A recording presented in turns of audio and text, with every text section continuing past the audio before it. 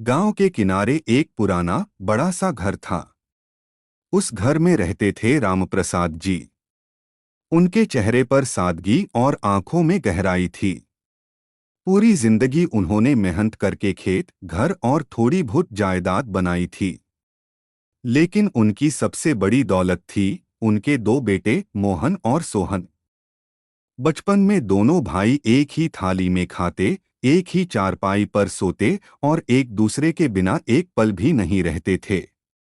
रामप्रसाद जी अक्सर मुस्कुराकर कहते, मुझे अपनी जायदाद की चिंता नहीं, मुझे बस तुम्हारे प्यार की चिंता है। लेकिन वक्त का रंग बदलता है और इंसान भी। शादी के बाद घर का माहौल धीरे धीरे बदलने लगा। छोटी छोटी बातों पर तकरार होने लगी।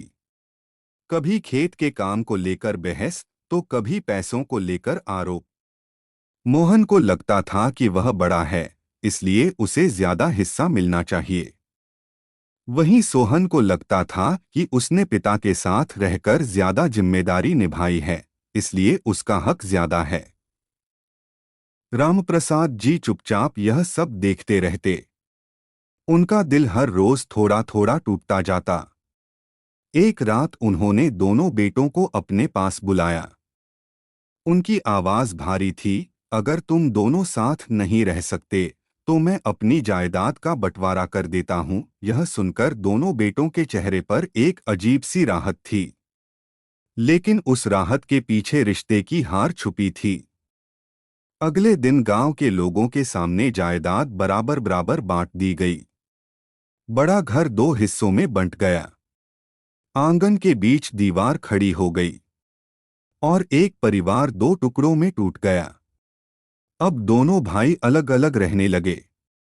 पहले जहां घर में हंसी गूंजती थी, अब सन्नाटा था। रामप्रसाद जी उसी घर के एक कोने में अकेले पड़ गए। कुछ ही दिनों में दोनों भाइयों को अपनी अपनी मुश्किलें समझ आने लगीं।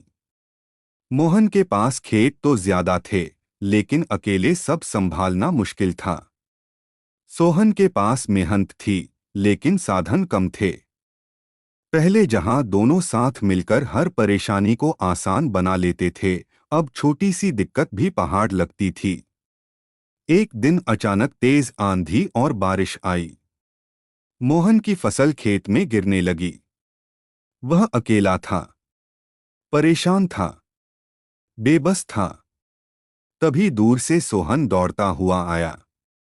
बिना कुछ कहे उसने अपने भाई के साथ खेत संभालना शुरू कर दिया। बारिश में भीगते हुए, कीचड़ में फिसलते हुए दोनों भाई पूरी रात मेहनत करते रहे। उस रात शब्द कम थे, लेकिन एहसास बहुत गहरे थे।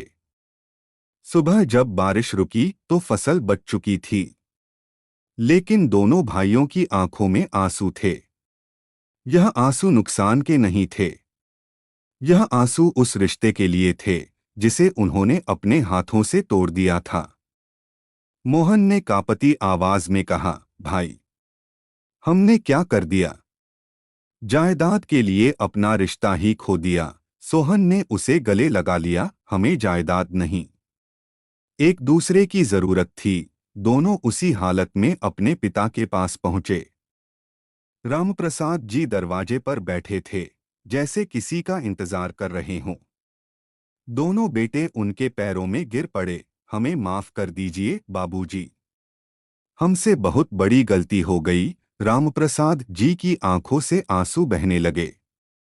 उन्होंने दोनों के सिर पर हाथ रखा और कहा, बेटा, जायदाद का बंटवारा तो हो सकता है, लेकिन दिलों का नहीं। असली दौलत तुम दोनों का साथ है। उस दिन घर की दीवार तो नहीं टूटी, लेकिन दिलों के बीच की दूरी खत्म हो गई। दोनों भाइयों ने फिर से साथ रहने का फैसला किया। उन्होंने जायदाद नहीं, जिम्मेदारियां बांटी और एक बार फिर उस घर में हंसी लौट आई।